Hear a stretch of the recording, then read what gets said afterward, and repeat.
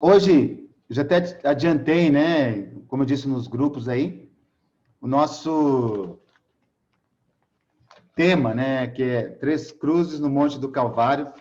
E é muito bom ter você aí, colocando o seu coração à disposição, para que a gente possa se encorajar e ter o Senhor como nosso Deus soberano, né? Ter Deus como nosso Deus soberano. Então, em Lucas 23, demorou demais. Lucas 23, a Bíblia fala sobre essas três cruzes, né, que de fato ali ficaram naquele monte, naquele dia, naquele horário. Três pessoas estavam lá e as pessoas olhavam para elas. E cruz para nós hoje, né, significa de fato ao que temos que nos render, né, a Cristo. Mas quando essas pessoas estavam lá, era um sinal de maldição.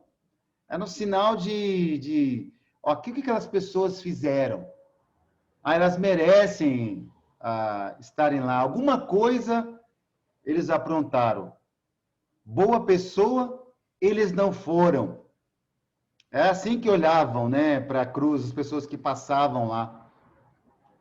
Tanto que aquele homem, acho que é Cirineu, quando ele foi lá pedido a ele, para ele, olha, carregue essa cruz aí, ajude esse homem aí, ele não queria, porque ele sabia que aquilo ali era uma ação de quem estava vivendo uma maldição.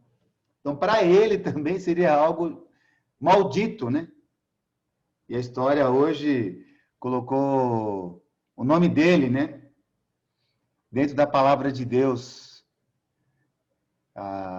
E hoje o significado da cruz para nós temos um outro entendimento, porque temos o discernimento do que a palavra nos ensina e como ela nos inspira. Então, a Bíblia diz assim: quando chegaram ao lugar chamado Caveira, é 23, está nos 23? Tá certo. Quando chegaram ao lugar chamado Caveira, ali o crucificaram com os criminosos, um à sua direita e o outro à sua esquerda. Jesus disse: Pai, perdoa-lhes, pois não sabem o que estão fazendo. Então eles dividiram as roupas dele, tirando sortes. O povo ficou observando, e as autoridades o ridicularizavam. Salvou os outros, diziam. Salve-se a si mesmo, se é o Cristo de Deus, o escolhido. Os soldados, aproximando-se, também zombavam dele, oferecendo-lhe vinagre, diziam: se você é o rei dos judeus, salve-se a si mesmo. Então, é uma situação de Jesus está sendo colocado aqui numa situação de ser ridicularizado, né? De uma maneira da qual ele estava se sentindo emocionalmente abalado, se sentindo ali injustiçado, em certo sentido, mas olha o que Jesus disse, né? Quando a gente leu lá, olha, perdoa, eles não sabem o que fazem. Só Cristo mesmo, né, para dizer uma coisa dessa, assim, em meio à dor. Eu não sei como seria para mim, como seria para você, em certo sentido, né? Mas nós sabemos como seres humanos que somos, né? Então, continuando aqui, ele fala: havia uma inscrição acima dele que dizia: este é o rei dos judeus. Um dos criminosos que ali estavam dependurados lançava-lhe insultos. Você não é o Cristo? Salve-se a si mesmo e a nós. Mas o outro criminoso o repreendeu, dizendo: você não teme a Deus? Nem estando sob a mesma sentença, nós estamos sendo punidos com justiça, porque estamos recebendo o que os nossos atos merecem. mas este homem não cometeu nenhum mal. Então ele disse: Jesus, lembra-te de mim quando entrares no teu reino. Jesus lhe respondeu: eu garanto, hoje você estará comigo no paraíso.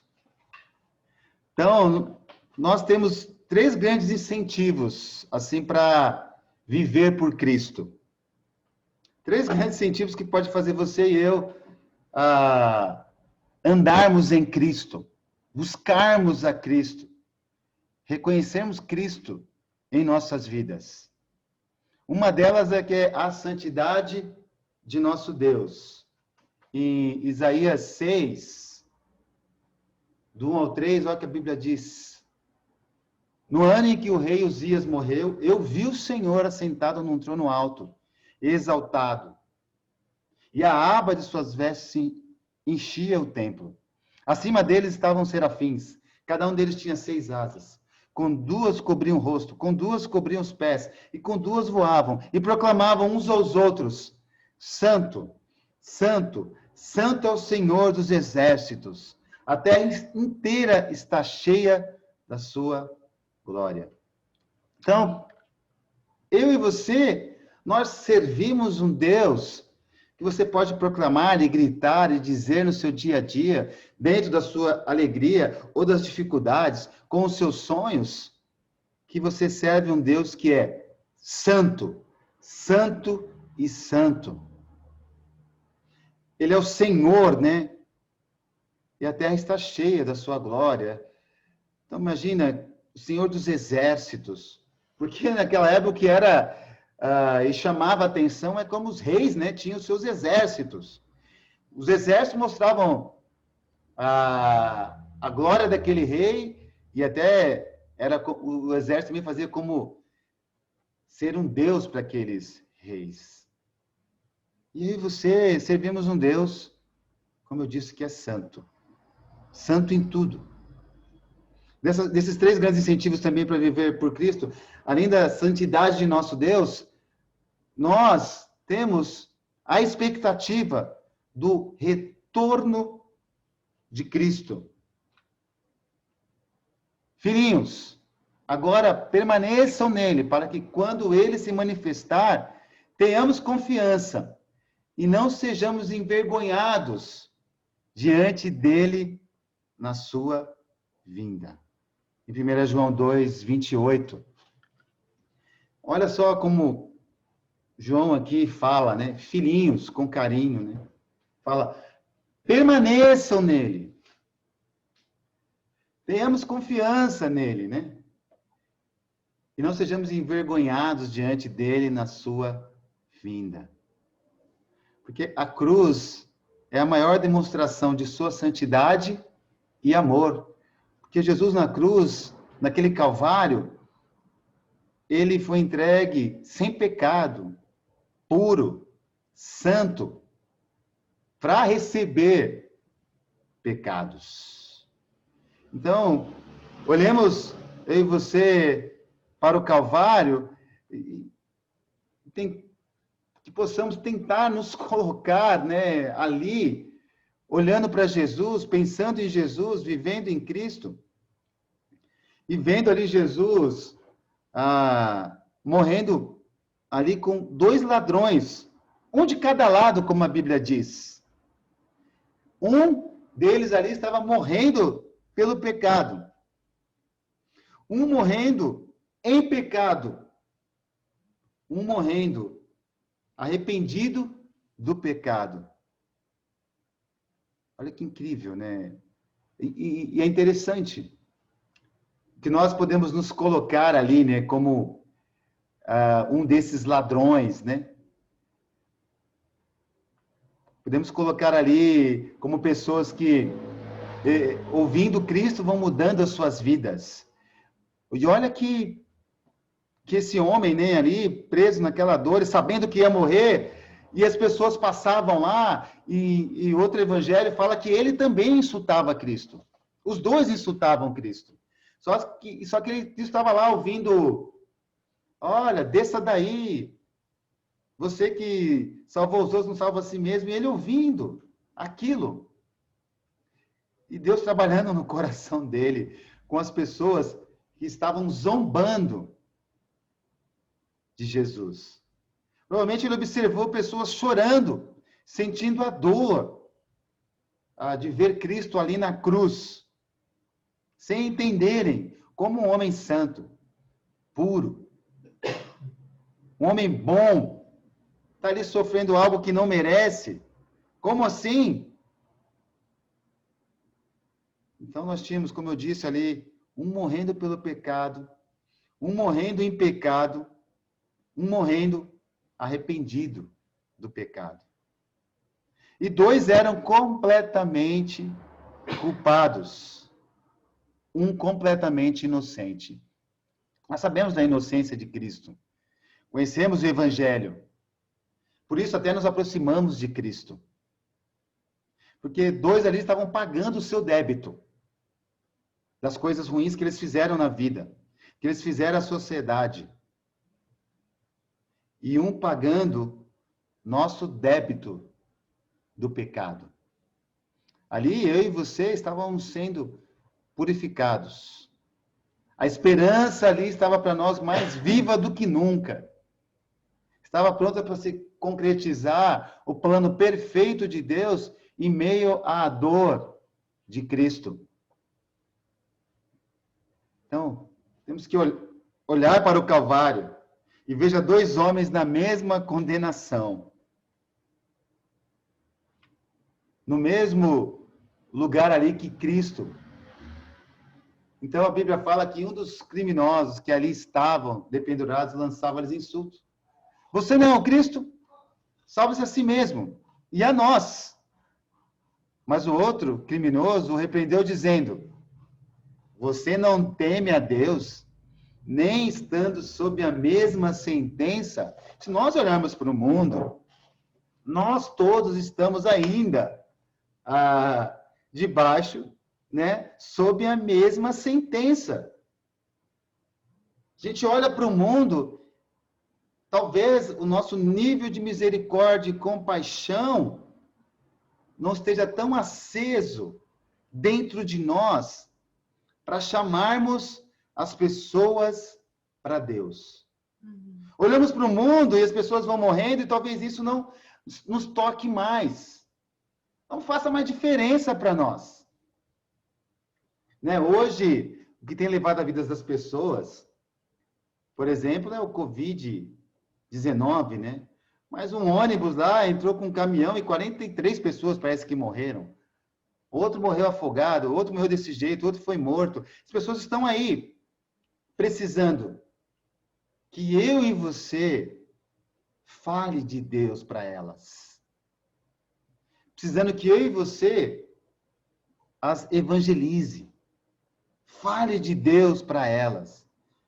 Desse Deus que mandou seu filho, que foi colocado numa cruz, e que sem pecado morreu por mim e por você, que nos perdoou. Talvez perdemos a esperança com algumas pessoas e não falamos de Deus para elas. Talvez dentro da igreja perdemos a esperança com algumas pessoas e não chamamos mais elas para mudarem, para voltarem para Deus, para terem vida com Deus. E deixamos elas lá, distantes, com a vida delas. E talvez querendo saber da vida dela, nem perguntamos para elas, perguntamos para outras pessoas. Sendo que você mesmo pode perguntar, como é que você está? Talvez tenhamos medo da reação da pessoa. Aonde há amor, não há medo. Temos que falar a verdade com sinceridade. Porque senão o nosso amor, ele esfria. Esfria. E aí nos distanciamos. Vamos viver só para nós mesmos. Como eu falei domingo passado, vamos cuidar dos nossos deuses. Vamos ali alimentar os nossos deuses. Vamos nos sentir felizes com os nossos deuses, com as nossas próprias vidas. A coisa mais importante agora é eu cuidar de mim mesmo. Eu me sentir bem comigo mesmo. Mas eu ainda leio a Bíblia, venho aqui ao culto, eu faço isso, eu faço aquilo. e não sentimos mais a dor do outro. É. Como está o seu nível de amor pelo outro ao seu redor? Seu vizinho, a sua vizinha, as pessoas que trabalham com você já há algum tempo. E quando as pessoas trabalham há muito tempo com a gente, né, as pessoas já sabem quem você já nem... Ah, a pessoa já sabe, eu já falei com ela. E a gente vai deixando, como eu disse, se esfriando, e aí a coisa pode até morrer dentro de nós. Então, nós estudamos mais a Bíblia com as pessoas, não nos importamos mais como poderíamos nos importar. E isso nos afasta, de fato, do propósito que Deus tem para nós. Porque aí nós estamos debaixo, sob a mesma sentença. Se morrermos sem Deus, vamos ficar sem Deus. E isso não é o desejo de Deus. Aqueles homens estavam ali, né? No momento na mesma condenação, um cara morrendo ali, e ainda tinha forças para atacar o outro, né? Para atacar a Cristo ali. Arrumou forças ainda para isso. E o outro arrumou forças para se aproveitar da situação, de conhecer a Cristo, até através do que as pessoas estavam falando. Porque a zombaria do primeiro ladrão, né? E o segundo, o outro ladrão, ele teve suas notáveis observações. Ele teve um ouvido atento e um olhar para a situação. E ele estabelece ali uma grande verdade espiritual. No versículo 41, nós estamos sendo punidos com justiça, porque estamos recebendo o que os nossos atos merecem. Mas este homem não cometeu nenhum mal. Ele estava ali prestes a morrer, como eu já disse, mas olha o que ele observou. E esse versículo pode servir para nós com um olhar assim, né? Quando a gente vê alguém, talvez, passando por uma situação, a pessoa sendo espancada, em meio a várias pessoas, o que às vezes vem na nossa mente? Nossa, esse homem, ele está apanhando porque ele mereceu. Ele mereceu. Estava roubando, ou ele estava fazendo isso, ou ele desrespeitou alguém, então ele está ali sob a autoridade de alguém porque ele mereceu. A gente vê a cena, a gente vê a imagem, a gente até faz um julgamento daquilo, ele mereceu. Tem que morrer mesmo, tem que apanhar mesmo. Imagina. Esse ladrão, nós estamos sendo punidos com justiça. Porque estamos recebendo o que os nossos atos merecem. Então, quando fala em atos, merecem, se nós olharmos para nós mesmos, né? Quantas vezes você talvez, eu estou fazendo isso porque eu mereço mesmo. Eu fiz isso, agora estou recebendo isso de volta.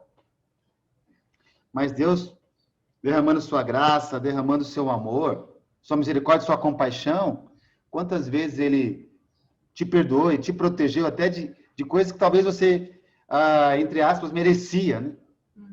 Tirou o que nós merecíamos para nos abençoar. Porque a verdade mais difícil para mim e para você, a verdade mais difícil de aceitar sobre a terra é que todas as pessoas são igualmente culpadas diante de Deus. Como nós podemos classificar, né, a humanidade?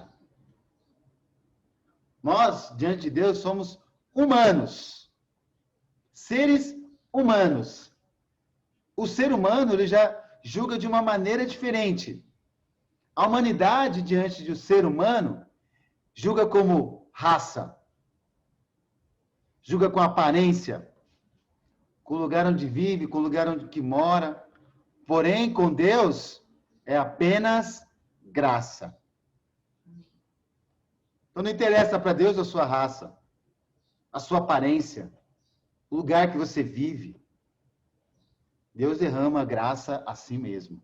Não interessa. Não interessa o que você fez. Interessa o que você vai fazer daquilo que você fez. Talvez as pessoas não entendam, não aceitem, não engulam. Mas se você verdadeiramente se arrepende, verdadeiramente muda, o coração de Deus se enche de graça e amor por você. Porque para Deus não há diferença. O prefeito que está sendo escolhido aí em diversos municípios e o gari é a mesma coisa para Deus.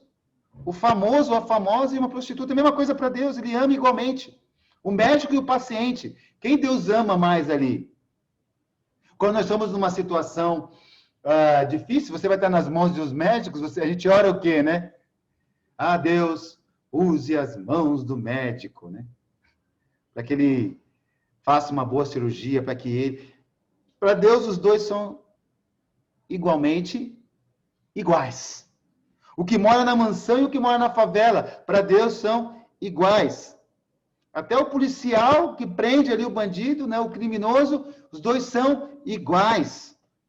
Talvez em circunstâncias diferentes, mas para Deus são iguais.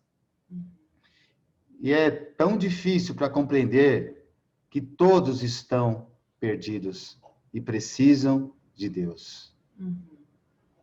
Porque Jesus, ele foi e é o amigo dos pecadores. A gente lendo a Bíblia, se tinha alguém que Jesus gostava de se relacionar, tanto que ele escolheu, eram pecadores. Aqueles que não se achavam pecadores, eram os que ficavam mais distantes de Cristo, porque eles já eram autossuficientes. E quem é autossuficiente precisa do quê? De nada. Já diz tudo, ele é autossuficiente. Sabe, vamos olhar para o Calvário e veja, 2 homens, ambos pedem a salvação a Jesus. Os dois pedem a salvação a Jesus. Porque fala, né? A fala deles representa o que eles queriam. Um dos criminosos que ali estavam, dependendo lançava-lhes insulto. Você não é o Cristo? Salve-se a si mesmo e a nós. Quer dizer, ele estava pedindo para que ele fosse salvo e para que o outro também fosse salvo. Ele estava pedindo por salvação. Ele quer se salvar daquela situação. Salva a si mesmo e a nós. Mas outro criminoso repreendeu dizendo, você não teme a Deus nem estando sob a mesma sentença? Nós estamos sendo punidos com justiça, porque estamos recebendo o que nossos atos merecem. Mas este homem não cometeu nenhum mal. Então ele lhe disse, Jesus, lembra-te de mim quando entrares no teu reino. Eu fico aqui pensando, e talvez você também, como que esse homem ali na dor conseguiu captar todas essas coisas? Quem foi que estudou a Bíblia com ele? Quem foi que revelou o Cristo para ele? Quem foi que mostrou para ele que ele estava ali ao lado de quem poderia levá-lo para a vida eterna? Quem foi? Como eu disse que ambos pediram a Jesus para salvá-los ali naquele momento. A coisa que eles mais queriam ali era serem salvos. Então eles falam, sim, né? Então salva-te a ti mesmo e a nós. E o outro falou apenas, Senhor, lembra-te. O primeiro, ele estava querendo ser salvo da situação. Ele queria uma salvação ali, possivelmente momentânea, para aquele momento, para aquela situação. E muitas vezes nós somos assim, né? Nós queremos Cristo para aquele momento, para aquela situação. Muitos oram quando a tribulação, né, está te sufocando. Mas esse tipo de oração, talvez você encontre até a resposta, mas não é a oração que te salva, né? Porque relacionamento com Deus está dentro de uma vida contínua com Deus. Então, Deus está ali com você como um amigo, como quem já sabe o que você está passando, com quem você confia expor sua vida. Então, a diferença é que o outro orou para ser salvo do seu pecado. Tipo, Senhor, me perdoa por tudo que eu cometi na minha vida. E lembra-te de mim. Então, aqui é uma convicção genuína. Porque convicção precede ali conversão, né? Você muda. Esse homem foi privilegiado. Quem de nós gostaria de estar numa situação dessa, né? No seu último instante, depois de viver a sua vida que você viveu, aí você fala: ai, Senhor, lembra-te de mim no teu reino, leva-me para lá. Nós nem sabemos qual será a nossa condição numa hora dessa. Se vamos ter consciência, se vamos estar ligados, conectados, né? Então, todos são culpados diante de Deus e todos recebem a mesma graça. Esse ladrão, ele abrangeu ali, né, as verdadeiras questões da vida, né? Ele admite o seu pecado e aceita Cristo como Senhor. E ao estudar a Bíblia é assim que nós somos, né? A gente está sendo chamado ali a sermos homens e mulheres que são chamados a mudar de vida. Somos chamados. E a maneira como a gente vai receber isso e aceitar isso é de cada um. Até hoje, eu acredito que eu e você, e sempre, né? E amanhã também, e depois também, temos que olhar para nós e enxergarmos o que precisamos mudar. O que eu e você precisamos mudar? Ele admitiu ali o seu pecado e está aceitando Cristo como Senhor. Ele até antecipa, né, a ressurreição de Cristo, né? Que ele fala: olha, lembra-te de mim. Lembra-te de mim lá no teu reino. Ele reconhece que o reino é dele. Ele olha ali para Jesus na sua humilhação e enxerga um rei. Ele realmente é rei. Estão chamando ele de rei porque ele realmente é rei. Temos que olhar para o Calvário e enxergar Jesus, cujo propósito é salvação. Estamos sendo chamados para sermos salvos em Cristo. E ali, talvez dentro das orações desse homem, desse ladrão, Jesus só disse para ele o quê? Amém, você estará comigo em breve no paraíso. Hoje ainda estará comigo. Jesus teve tempo para ganhar ainda mais uma alma. Em meio à dor, em meio às lutas emocionais, em meio ao desprezo, em meio a sendo julgado, colocado numa cruz que significava maldição. Imagine Cristo lá, em meio a tudo aquilo. Agora imagine nós, no conforto da nossa casa, tendo o nosso trabalho, tendo pessoas, fazendo parte de uma comunidade. Quantas almas nós temos o desejo de apresentar a Cristo para que Cristo seja o instrumento de salvação? Como tem sido a minha busca por isso? O meu desejo de orar pelo meu bairro, pela minha cidade, pelas pessoas do meu trabalho, pela igreja em si.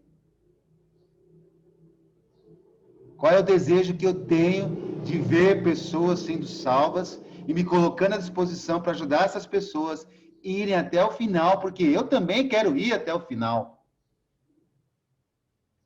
Qual o desejo que temos? Que tempo você tem dado a você mesmo de ser instrumento para ganhar almas? Seu tempo está muito corrido? Você está muito ocupado? Tem alguma coisa errada, né? Foi dada a esse homem uma oportunidade incrível. Sabe o que ele fez? Ele aproveitou. Nós não sabemos, como instrumento de Deus, quantas pessoas vão se aproveitar da oportunidade que a gente tem tido a ela. Imagina todas as pessoas que você já estudou a Bíblia ao longo desses anos na fé. Olha, a semente está lá. Eu lembro estudando a Bíblia com um amigo meu, e a gente sempre tem esse desejo, né, de que a pessoa esteja aqui com a gente. E eu lembro o irmão dele ligando para mim, agradecendo, porque eu estudei a Bíblia com ele, e ele mudou a vida dele em outra igreja. Ele já estava servindo em outra igreja.